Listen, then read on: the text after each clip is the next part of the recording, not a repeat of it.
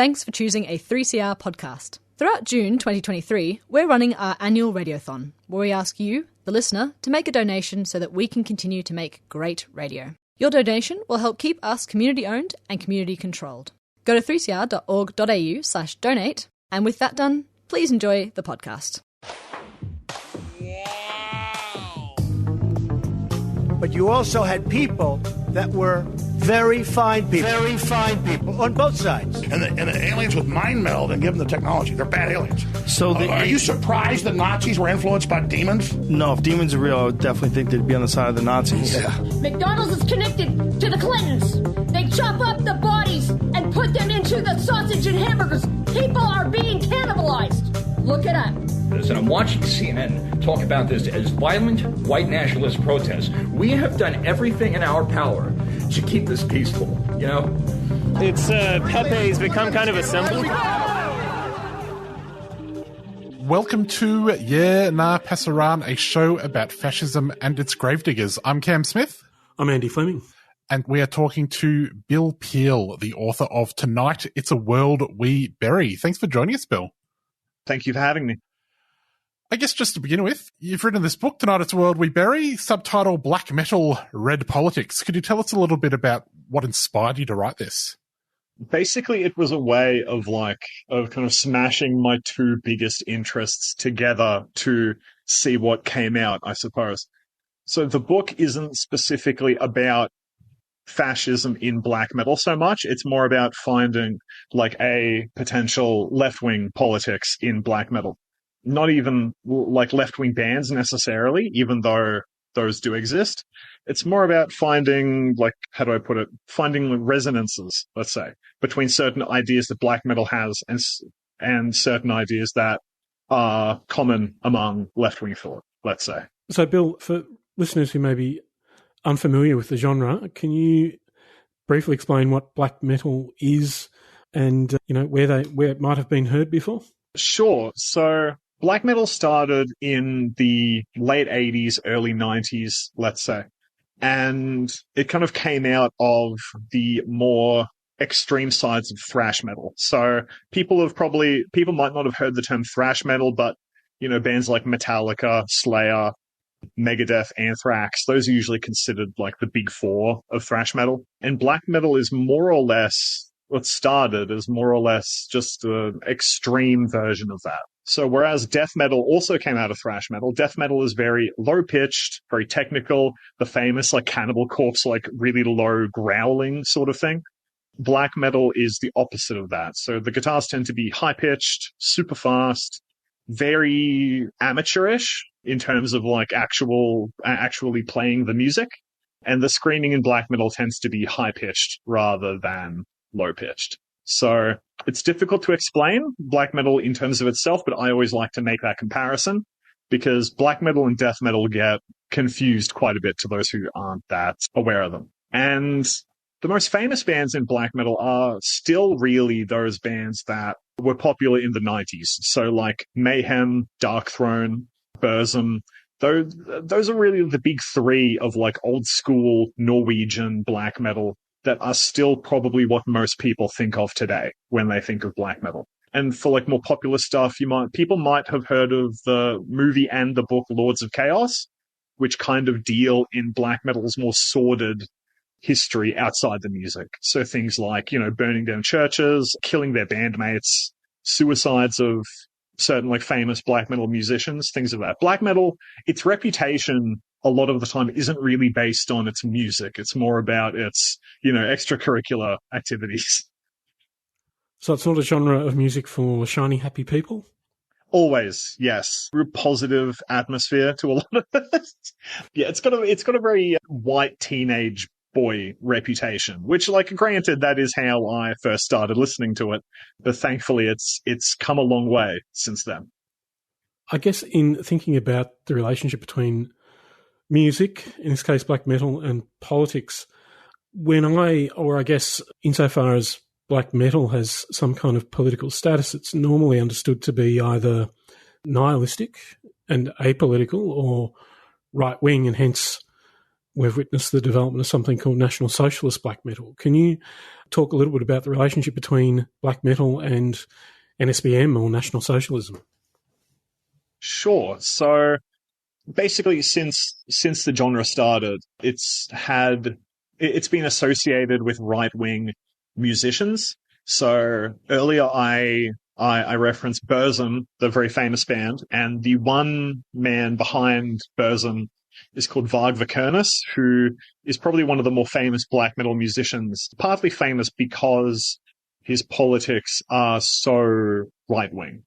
So how do I put it? Yeah, besides like murdering the band members and stuff, which he did back in the 90s, he got really into what he called heathen nationalism, which is more or less like a kind of pagan nationalism, kind of harkening back to the days of pre-Christian Scandinavia. Right, he's really obsessed with like Viking mythology and casting himself as a figure of like Norse legend. That was a big thing that's a big thing that he was influenced by back in the 90s.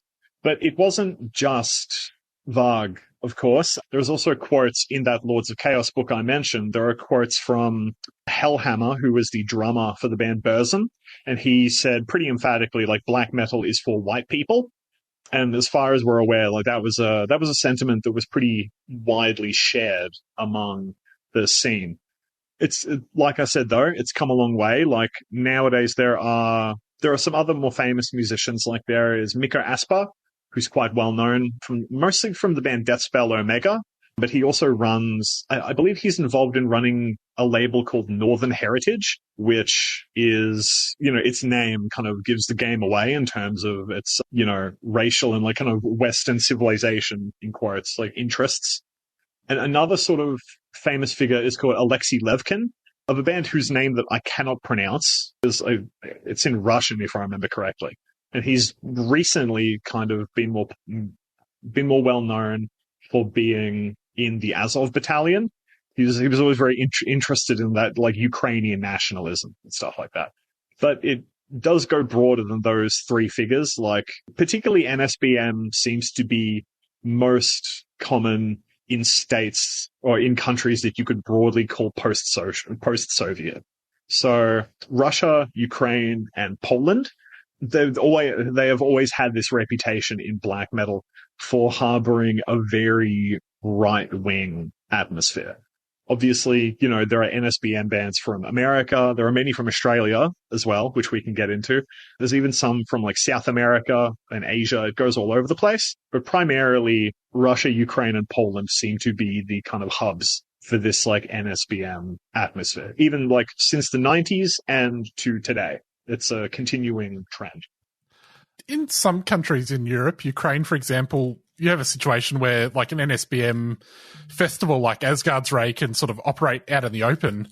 That's not so much the case here in Australia, where people have to be a little bit more sneaky, but also have to rely on the concept of, apoliticism. Could you speak a little bit about these bands and their apoliticalness? I'm blanking on the names now, unfortunately. Hang on, yeah, there are some Australian bands like Drowning the Light. What's another one? Spear of Longinus, who are kind of the subject of a very good academic article by Ben Hillier, who's like I believe is a musicologist in Australia who covers metal. But basically these bands, their politics fly under the radar because, frankly, like being a Nazi isn't exactly, economically viable in a mainstream sense, which I suppose is a good thing. But a lot of these bands, they will kind of use black metal's history of being extreme and being transgressive and being kind of quote unquote radical as a way of saying that, the Nazi things we say, we don't actually believe them, we're just being transgressive, right? And the thing that Ben Hillier writes comes from Keith Kahn Harris, who's like another metal covering academic. He calls it non-reflexive reflexivity, which is basically a more complicated way of saying, like, everyone kind of knows these bands' politics, but we have to pretend that we don't know, or they have to pretend that they don't know, for the sake of getting by and for the sake of becoming popular. So that Spear of Longinus band, like, if you look them up in something like Metal Archives, right, every single one of their demos, EPs, albums, whatever, is either named, its name is something National Socialist or Nazi related, and its artwork is usually Nazi related as well. Often it's the more esoteric stuff, referring to like Julius Evola or the Order of Nine Angles or something like that. But this presence is always there. But in their public-facing messages, like on Facebook and stuff, they will often say, the band is not political. The band has no political ideology, right? Which is absurd on its face, because you look at all of their publications and it's like you're referring to these kind of fascist icons. But like I said before, basically, the bands use these things to, one, kind of sidle in and kind of get around the Nazi accusations, but also to kind of subtly spread those Nazi ideology to people who might genuinely be like unsuspecting black metal listeners. As a teenager, when I was first getting into black metal, like I didn't know that a lot of the bands I was listening to had these associations. So there's the band Drudka from Ukraine, who are like very famous. And I adored them when I was, 16, 17, that kind of area. And I had no idea that they had this side project called Hate Forest, which was much more like overtly NSBM adjacent. And their second album, Blood in Our Wells, is dedicated to Stepan Bandera. I think that's how you pronounce that, the kind of Ukrainian nationalist figure and Nazi collaborator, or alleged Nazi collaborator. There is also the band Peste Noire, who are also very famous and quite well known. They were another band who, as a teenager, I just listened to them because black metal's lyrics are incomprehensible, right? You can't understand them unless you make an effort to read them. And Peste Noire's lyrics are often, French nationalists, and you it cloaks itself in like French revolutionary aesthetics. But more recently, Peste Noire and Famine, its central musician, who've become much more overtly NSBM related. And they've played Asgard's Ray and these kind of Nazi festivals, and they've been much more outspoken about that. On the show, Bill, we often ask our guests to come up with solutions to fairly intractable problems, but this may be the most intractable. One of the issues that often arises when these bands are called out for their dodgy politics is they have a massive sook. How do we stop these Nazi bands from sooking so hard? I'm not sure you can. I think it kind of goes with the territory. Like I think the move to straight up just kind of boycott Nazi bands is good. Like, at a certain point, music has to be economically viable if it's going to succeed, right? So taking away its kind of financial scaffolding, I think, is a thing that could genuinely deal with Nazi black metal, at least in the short term. That's it, really. And just kind of like the awareness that you can have as a black metal listener on the internet, and like finding out stuff that you would not know, that you would not otherwise know about the black metal bands that you like, who their associations are or who they've played with and stuff. Kim Kelly used to write a fair bit about like metal and left-wing politics. And she kind of wrote that like, if you're going to find out about, if the black metal bands that you like are Nazi related, like you kind of need to become an internet detective by, going through metal archives and going through the bands they've played with and all this stuff. But I think the internet has been like a good resource in, just making people aware. Like there are left-wing black metal Facebook groups like that I'm in where you can just genuinely ask people like, should I keep listening to this band? Obviously, everyone's got their different lines in the sand on that kind of thing.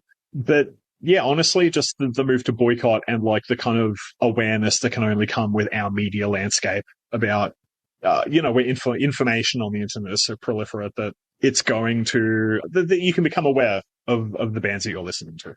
You're listening to Yeah Nah Pasaran on 3CR, 8:55 AM, 3cr.org.au and 3CR Digital. Just a reminder that this month on 3CR, it is Radiothon month and we are raising money for 3CR. Head over to 3cr.org.au/donate if you would like to chuck in some money to keep this amazing station on the air. Now, back to our interview with Bill Peel about black metal and red politics.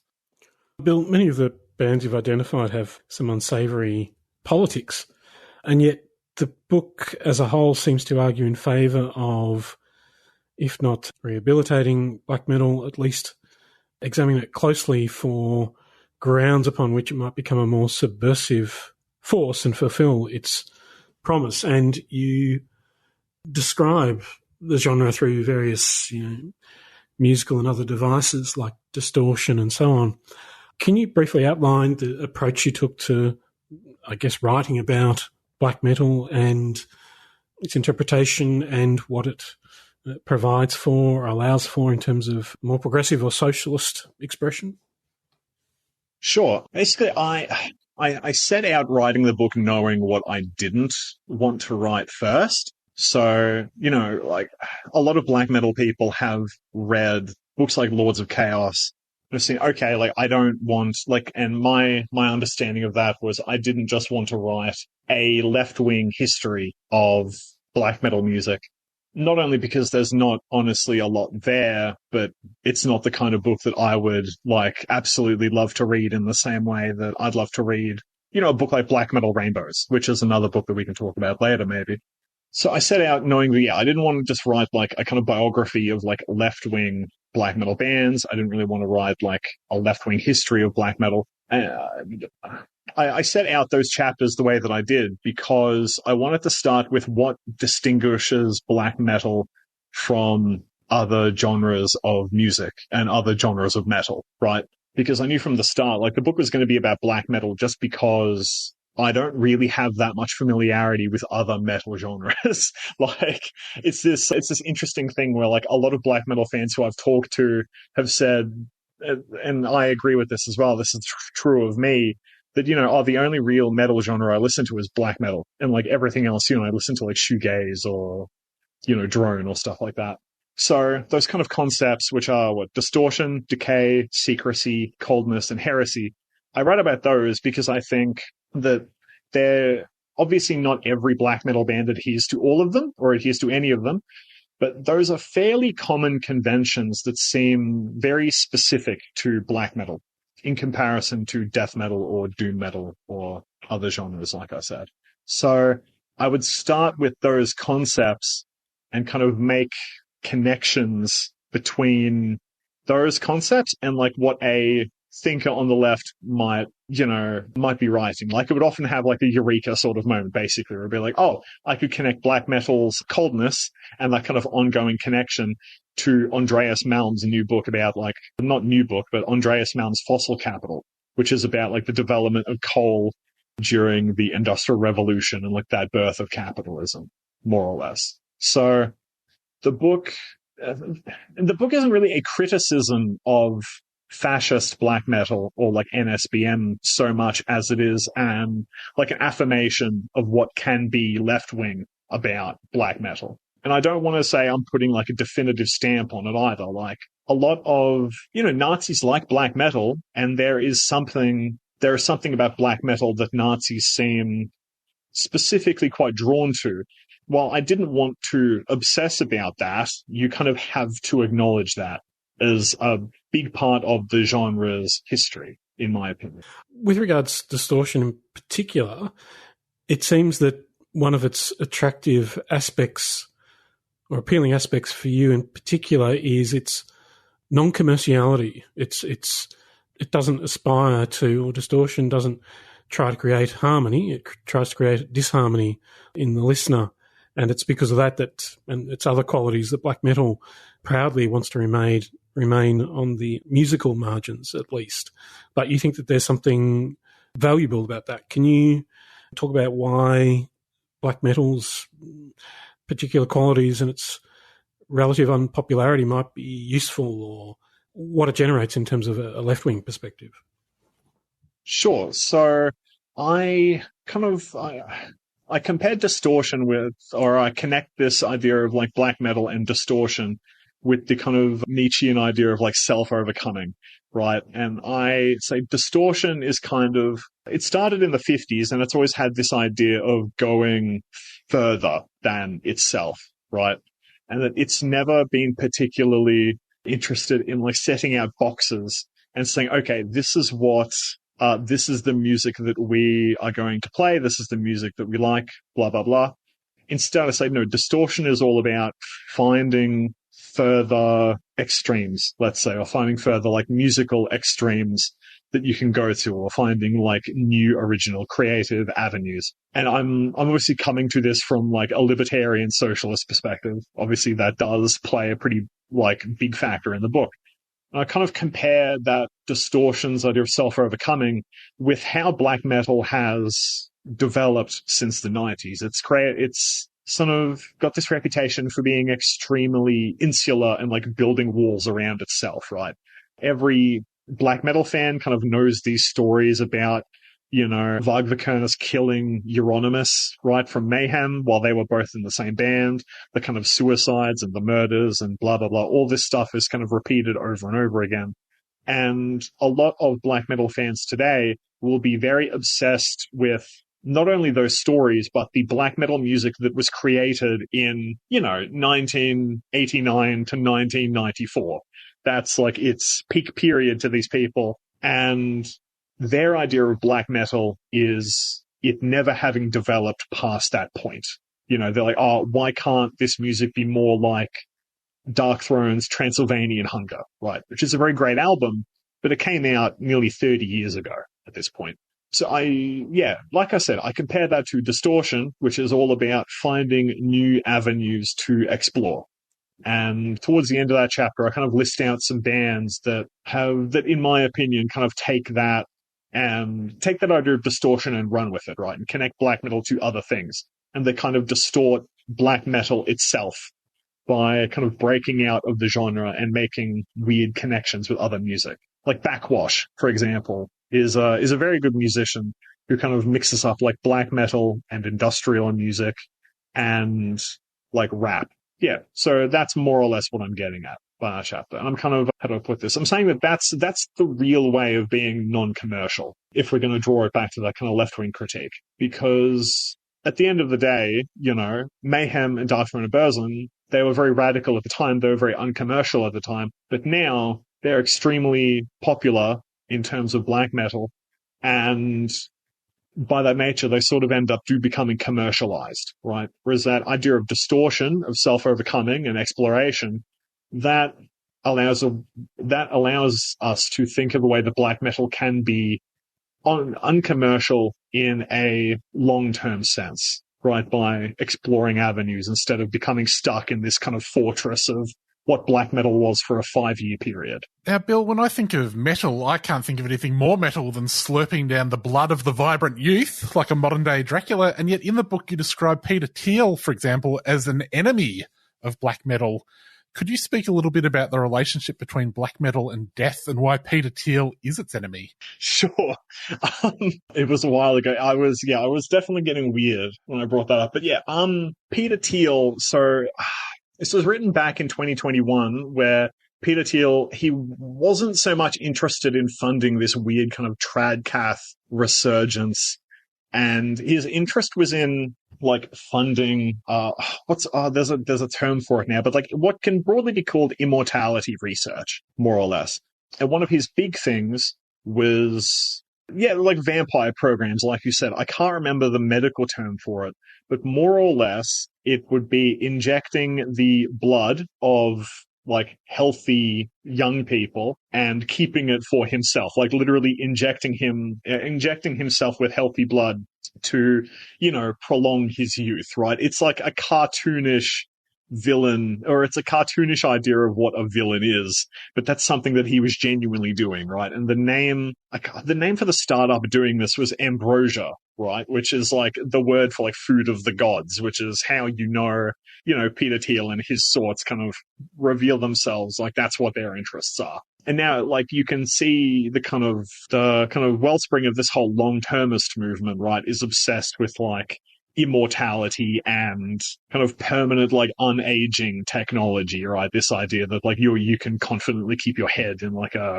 in a tube or whatever, or connect it to cyberspace or blah blah blah. I draw on black metal because black metal, like other genres of metal, is completely obsessed with death, in this sense that like death is all around us. It's a constant looming threat, right? It's always going to happen sooner or later. And many black metal musicians are famous for their dying or for like murder. It's all very macabre and miserable. And so I use this to say, okay, black metal would like find the idea of objective immortality disgusting, right? It's this idea of like living forever. Whereas black metal is more interested in, I don't know, I don't want to say the natural world. How do I put it? I feel like that kind of connects to its heathen stuff too much. But basically black metal is obsessed with like the macabre and death. And Peter Thiel is not. Peter Thiel and his ilk have kind of internalized capitalism's idea of immortality, like 100%. So that was what I was getting at with that part. It's just now occurring to me that Peter Thiel may have erred slightly in bringing together all of these anemic tradcath fascist hipsters. He needed some slightly more vibrant ones, perhaps, if he wants to continue the immortality research. Yeah, no, exactly. Maybe. That might be the strategy. I don't know. Like, it is still a relatively, like, young person's movement, this whole tradcath thing, but maybe he's, like, I don't know, maybe he's trying to develop, like, an esoteric order of vampires. You never know. Like, it could go anywhere. Of the various scenes that you examine in the book, one of them is the black metal scene in the Middle East, in places like Saudi Arabia and Iran. Could you tell us a little bit about what you found when you looked into those scenes and how they sort of differ from scenes, I guess, in other places around the world? Those are really interesting because black metal has always been very anti-Christian. Like I said before, it's kind of harkening back to these days of like pre-Christian Europe, or particularly like pre-Christian Scandinavia. But it was always kind of marked because Christianity is on the wane, right, in much of the Western world. And these black metal bands emerged out of the Middle East, not being anti-Christian, but being anti-Islam, right? And you can read their interviews. Obviously, they're anonymous, but you can read interviews with these musicians, and they will often criticize these old school black metal bands for, like, blaspheming against a religion that is not going to kill them, right? Whereas the band Al Namrud for Saudi Arabia, right? These are two Saudi Arabian musicians, and their name translates to the unbeliever, if I remember correctly, in Arabic. And they've gone on the record saying, yeah, if our identities are discovered, we will be killed by the Saudi state, right? And that's a very real risk that they play, or that they take. And that also affects kind of how their music sounds as well, right? Because like getting musical instruments into Saudi Arabia, particularly playing metal music, is very difficult. So the kind of amateurish and like the very harsh and very distorted nature of their music, that's honestly indicative of their social conditions, which is very interesting. Another band similar to that, but that I look at more interestingly, is Akvan from Iran. And this is one musician, and who Akvan, I kind of talk about it. It's as if like traditional black metal came out of Iran rather than Norway, right? Because you kind of have a lot of the same elements. It has Iranian traditional instruments like the oud and the qanun and stuff like that. You've got Iranian traditional singing and some traditional melodies, like a lot of strange microtonal instruments or microtonal notes that don't really fit well into like the Western canon, let's say, of music. And yeah, their lyrics are also very anti-Islam, but rather than being atheist as Al Namruda, Akvan are more interested in kind of harkening back to the days of pre-Islamic Iranian nationalism. So a lot of its lyrics, or a lot of the band's lyrics, are about like Zoroastrianism, which I don't have a big background in. I'm not going to claim that I know a lot about that. But I find there to be a very fruitful kind of connection there between, like, for example, Burzum's interest in like Norse mythology and Norse paganism, and Akvan's Zoroastrianism and kind of Iranian nationalism that harkens to that. And there have been some bands who kind of pretend to be Muslims to get away with these kind of anti-Islam statements. Unfortunately, I can't remember any off the top of my head. There was one called Mullah? Yes, sorry, Mullah, yes. Thanks for reminding me. Yeah, they're actually called out by the musician from Akvan on Instagram, I believe, because all of their artwork is in Arabic, but it's kind of it reads left to right instead of right to left, right, which is like a very amateurish mistake to make if you're pretending to be an Arabic speaker. Like, I've been learning Arabic for like a month, and even I know, it reads right to left. Yeah, and so these bands will often pretend to be Muslims to kind of get away with these kind of anti-Islam statements, right? Because anti-Islam is also a very common sentiment among very nationalist, like white black metal bands, right? But obviously, being anti-Islam as a white person in France is going to be very different than being anti-Islam from an Arab or from a Persian person in Iran, for example, right? On the one hand, like from France, you might be criticizing Islamic, that might be expressed as, criticizing like Muslim refugees from Syria, for example. But in Iran, you have a real, like, what you perceive as a theocratic government who do pose like a threat to you. So obviously there is a difference between those two. But yeah, the Middle Eastern black metal scene is very interesting, and it is mostly, its kind of fulcrum is on its anti-Islam lyrics, I suppose. If you're a metalhead in Iran or elsewhere in the Middle East, you're going to experience some technical difficulties, which might make anonymity a valuable thing to cultivate. But that anonymity, I guess, or the non-pursuit of fame seems to be a quality you identify or associate very closely with black metal, and you think that also has some interesting political derivations. Can you explain why secrecy or anonymity or pseudonymity should be valued in a political sense? In the position that capitalism is in the 21st century, like, the free flows of information are extremely valuable to the economy and how the economy works and how the state functions at the same time, right?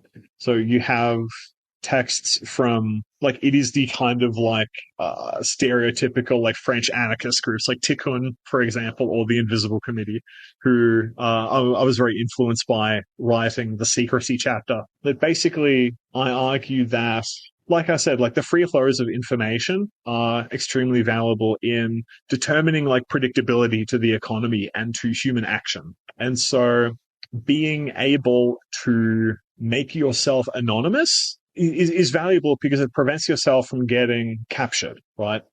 And like I say in the chapter, there's a real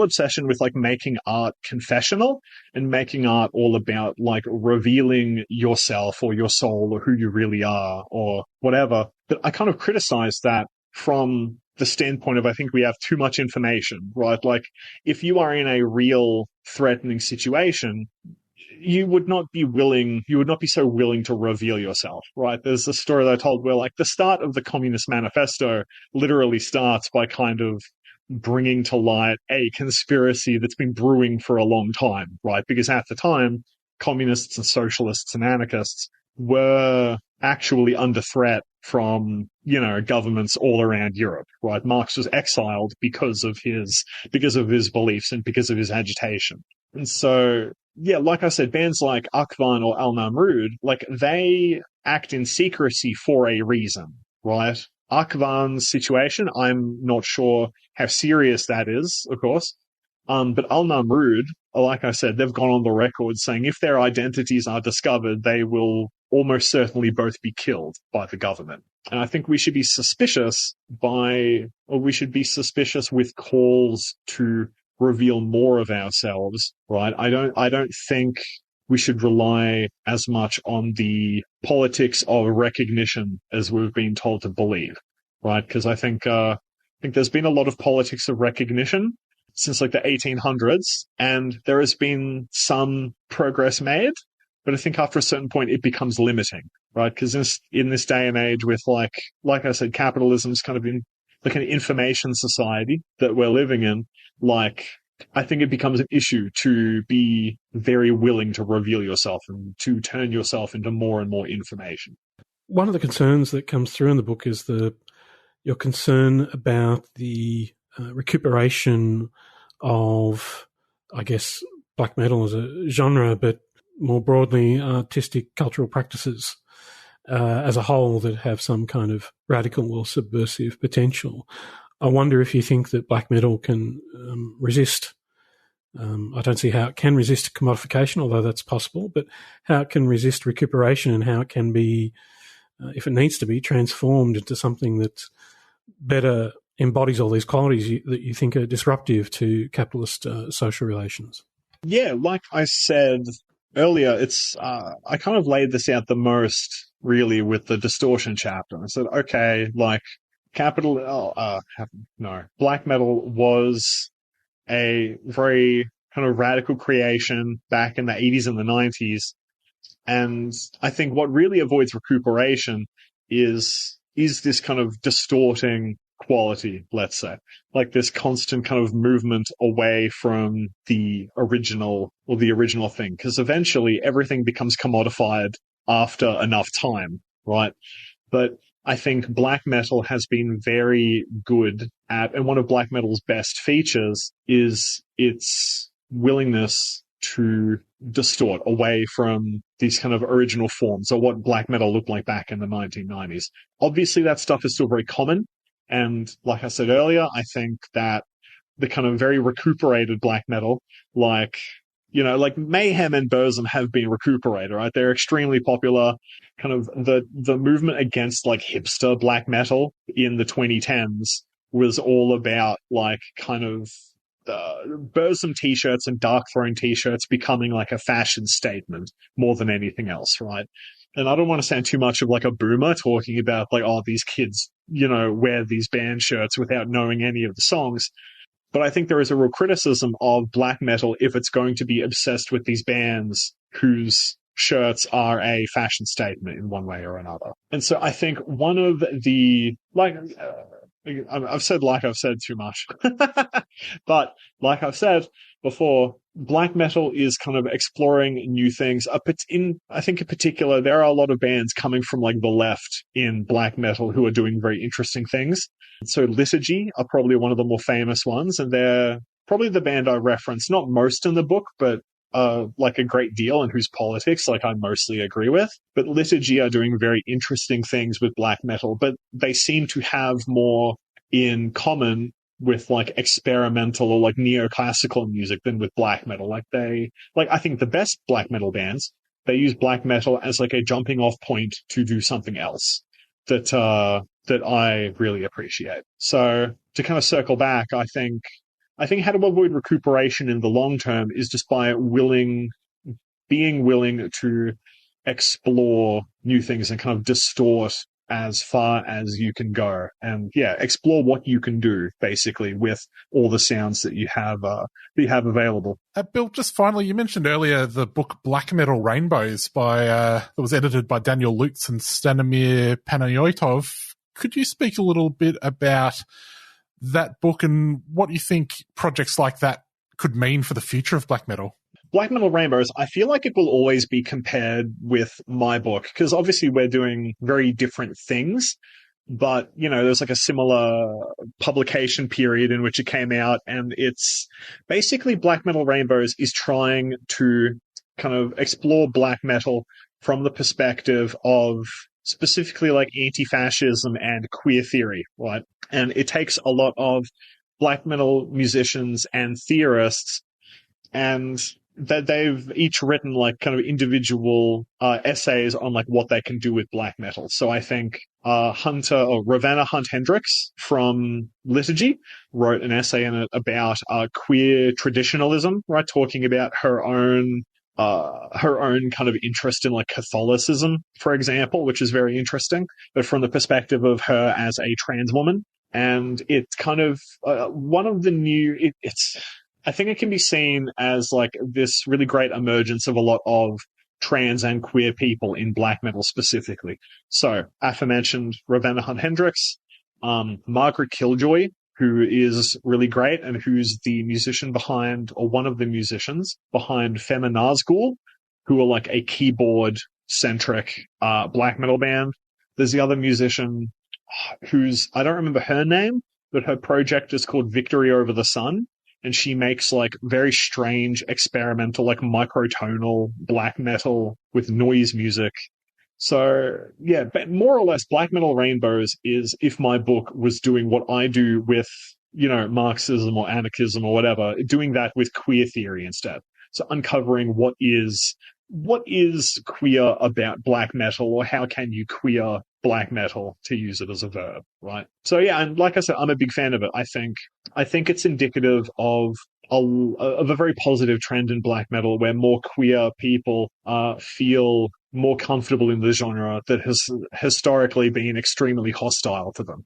Like, some black metal musicians have done hate crimes against queer people specifically in the past. But I think books like Black Metal Rainbows are a step in the right direction, and I can only wish for more of them. Imagining a world beyond Burzum shirts.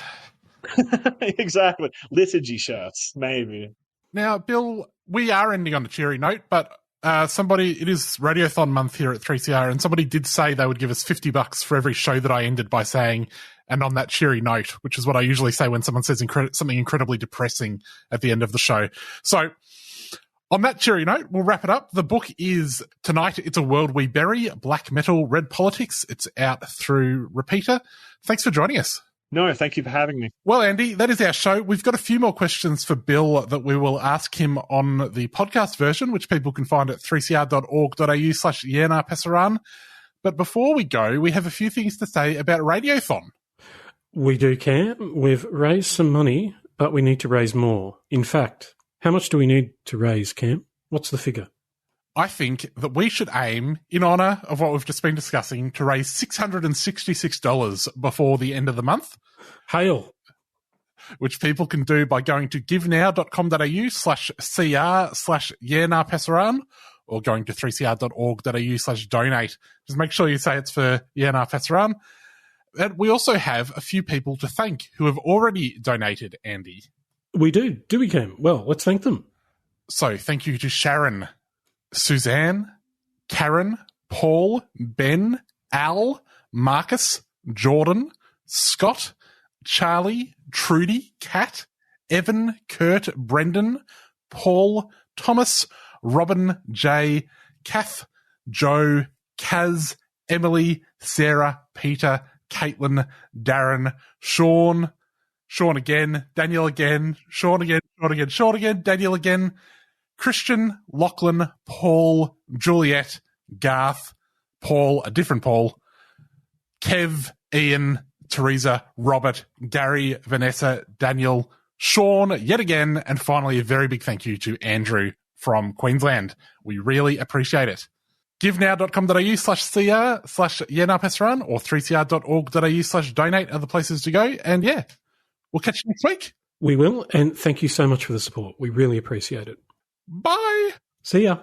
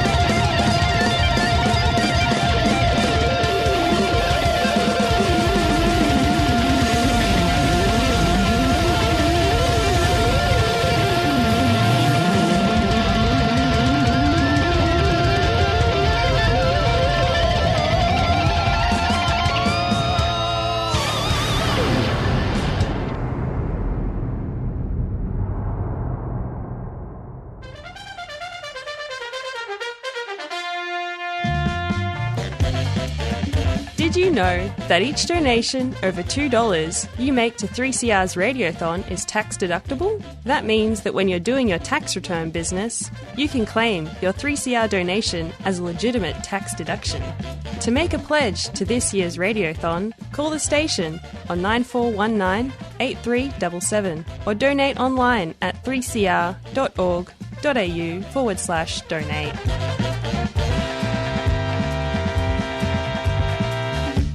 CR, stay tuned, stay radical. Are you feeling depressed about the future of our planet? The Eco-Socialism 2023 conference could address your worries by providing a platform for radical solutions. Activists from around the world will examine the links between the ecological, economic and political crises of our time. You'll hear from Japanese Marxist Kohei Saito, author of Capital in the Anthropocene, who argues that capitalism's pursuit of unlimited growth and profits is the major barrier to ecological sustainability. Inspirational speakers from the Asia-Pacific region, including India, Pakistan and the Philippines, will take up the fight for climate justice and against war and fascism. Eco-socialism also highlights women's and queer oppression, First Nation sovereignty, and so much more, including a session featuring former refugee Behrouz Boochani. For more information and bookings, go to our website, ecosocialism.org.au. Eco-Socialism 2023, A World Beyond Capitalism, Saturday, July 1 to Sunday, July 2 at Victorian Trades Hall. A 3CR supporter.